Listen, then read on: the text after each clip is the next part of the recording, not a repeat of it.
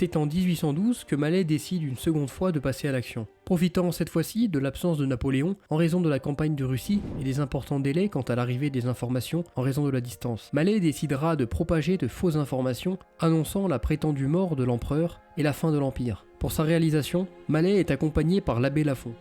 Le 22 octobre, à 10 h du soir, Mallet et l'abbé s'échappent de la maison de santé. Ils sont accueillis chez un religieux et Mallet y reçoit un uniforme de général de division, fourni par sa femme. Un autre s'ajoute au duo avec Boutreux, un professeur de droit qui se vêtit d'un uniforme de commissaire de police, et Rateau, un caporal de la garde nationale.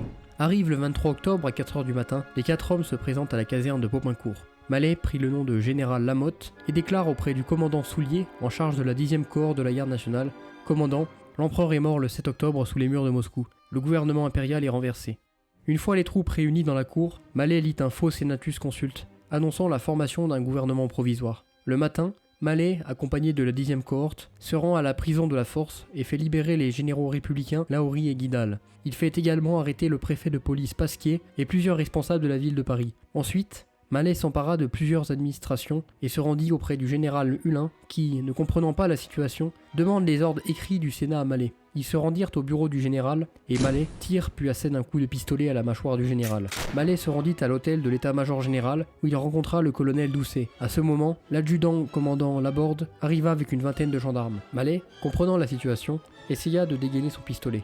À ce moment, le colonel Doucet et Laborde se jetèrent avec les gendarmes sur Mallet et l'arrêtèrent. Le coup d'état de Mallet vient de tomber à l'eau.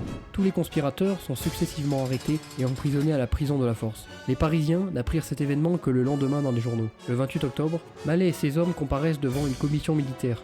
Au cours du procès, le juge demanda à Mallet le nom de ses complices, auquel Mallet répondit: « La France entière et vous-même, monsieur le président, si j'avais réussi. » Le 29 octobre, les conspirateurs, dont Mallet, sont exécutés dans la plaine de Grenelle. Lorsque Mallet reçut une première salve, un homme s'écria « Vive l'empereur !» auquel Mallet répondit « Ton empereur, il est blessé à mort, comme moi. » Après plusieurs autres salves, le général déchu Claude-François Mallet mourut.